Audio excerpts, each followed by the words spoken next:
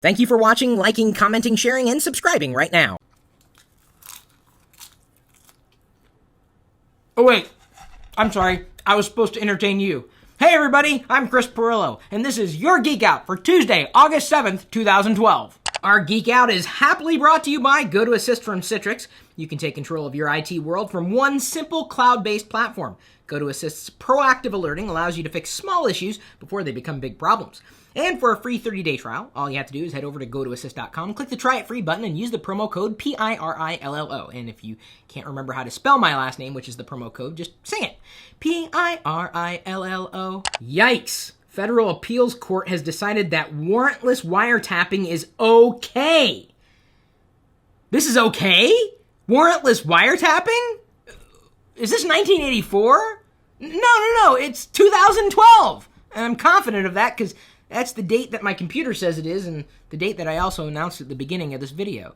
Dude, that's scary. I mean, this isn't a conspiracy theory. This happened. Federal Appeals Court has decided that warrantless wiretapping is okay. Oh, it's okay with them. It isn't okay with me, and it certainly shouldn't be okay with you. We've got more details about this story in the link that we've put in the video description.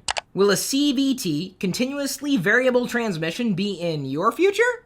Maybe, but the comments that this article has spurred have been interesting, to say the least. In fact, one of the most recent comments that came in was from a user who says, I hate CVTs, and no mechanic that this user talks to wants to even touch CVTs. I'm like, really? I thought the technology sounded cool, at least theoretically. But I guess there's a controversy surrounding the technology inside of your vehicle. Did you even know what CVT was? I had no idea until today. 5 geeky gadgets for waging war at work. I'm browsing the article right now, written by Ryan. We've got the USB missile launcher, an Airzuka, a rubber band gun, a desktop catapult, and others. I don't know who I would wage war against in the office. Wicket, maybe. He's pretty... Nah, he'd make a bad opponent. Because he wouldn't have any weapons. Even if he did have weapons, he couldn't use them because they're not really designed for paws. Hey, honey, do you want to wage war with one another using these toys? Yes! The lessons of Steve Jobs, connecting the dots. Creativity, as quoted in the article, is not something with which you are born. It is not something you can learn, like playing an instrument. It's a way of thinking, a way of operating, and a way of understanding how your past decisions always play a role. And I believe that. I have had many of you email me to ask me to take a look at your YouTube channel, and there are some of you who I think have promise. And there are others of you who may not do as well as the people who do well in front of the camera, and you may want to find something else to do with your passions. And this is not speaking to your passions. Anybody can be passionate about anything.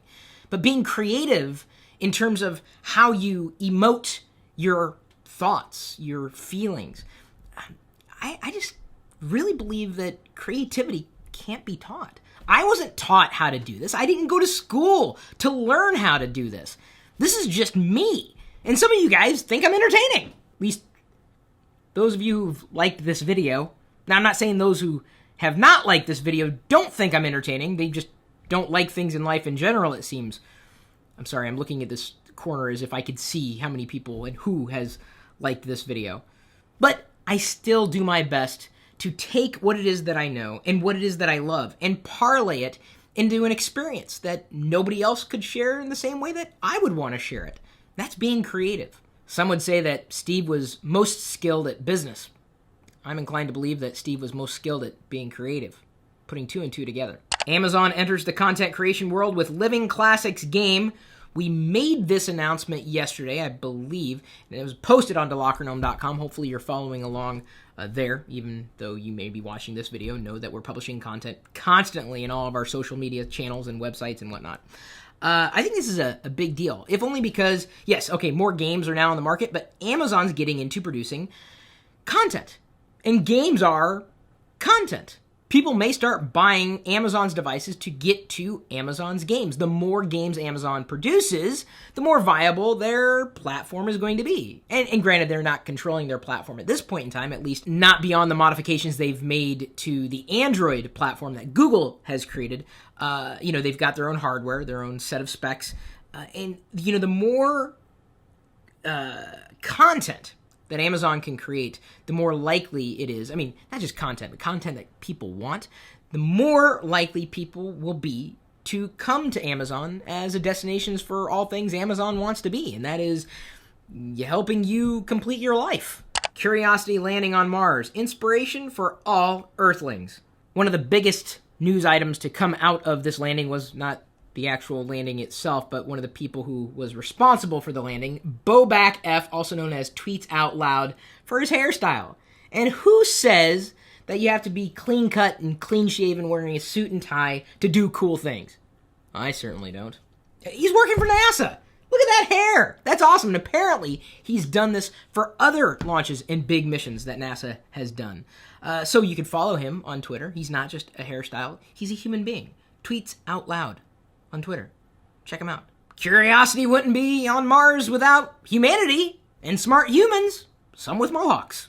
So while we may love the idea of exploring space, let's not forget about our humanity and being human. It's what's up here that matters most. For more behind-the-scenes stories around the Curiosity landing, just check out the article that we linked in the video description. It's on LockerGnome.com. I'm assuming you've already subscribed. Haven't you? Amazon says it's closed its glaring authentication hack exploit. Good. I don't know if you guys caught the story about the person who had their Amazon account exploited and vicariously their iCloud account exploited and vicariously a Twitter account exploited, but it happened largely because of loopholes, not just in Amazon system, but in Apple system as well. So Amazon has gone as far as to close at least parts of this, how should you say it, maze of potential exploits. I think they could possibly do more than they've done, and we haven't really heard anything back from Apple yet. If you haven't read Matt Honen's story, you definitely should. Check out emptyage.com. That's where Matt has posted the full details about what had happened, and it's kind of scary. Not scary because he had pretty much his entire digital life wiped out. Scary because the same thing could happen to you. Google's self-driving cars complete 300,000 miles without accident, deemed ready for commuting. I'd take a Google car, no doubt about it. Facebook likes are definitely free speech, says Facebook. Okay, is that the way we're going to elect officials? By liking them? I guess it's possible, although I know some users on Facebook aren't real people. They're fake. In fact, I found out through a tool this week, and by a tool I mean like an actual service online, that 8% of my Twitter followers are fake. What's up with that? Hope that's not you. Twitter rumor sparked oil price spike. What? Ah, come on, guys. Stop tweeting. Synthetic biology is heading for the cloud. Everybody's going to the cloud, and everybody's going synthetic. At some point in the future, maybe we will be nothing more than heads in a jar, living forever. I don't know. As much as I cherish the idea of being around for a while, I kind of think at some point I'd be tired of living and would want my time to expire. Don't know if I'd want to go completely synthetic. Wouldn't mind some parts of my body going synthetic, though. I mean, like, my legs, so that I can be taller. LockerGnome.net user, I'm not a game, writes, how to keep your laptop under good care and condition. Dude, just take care of it. Keep it clean. Don't eat food around your laptop or drink around your laptop. Don't smoke around your laptop. Keep your environment clean. You can't just expect to put a clean laptop in the middle of a messy environment and expect that it's going to stay clean as well. If you are a dirty person, chances are your laptop's going to be dirty too. LockerGnome.net user Eggaro writes, is there a big difference between VGA and HDMI? Oh, yeah! In terms of quality and supported resolution? Absolutely! I mean, the difference is, and I don't say this very often, like night and day. We did a series of videos about VGA, HDMI, and other video standards a little while ago, although HDMI is not just video, it's audio as well, but you could watch those earlier videos to get a better idea. But the bottom line is, yes! LockerGnome.net user Native7i writes, Outlook.com or Live.com? For mail, I like Outlook.com. And it's also free. In fact, I said this before. I like Outlook.com for email more than I like Gmail.com. Sorry, Google. Microsoft did you better on this one. YouTube user Josh H. Sega writes, will Linux run on a Mac? Yes! Did you hear Wicket shaking in the background? He's such a yellow dog. Okay, now it's your turn to entertain me. We'll see you later.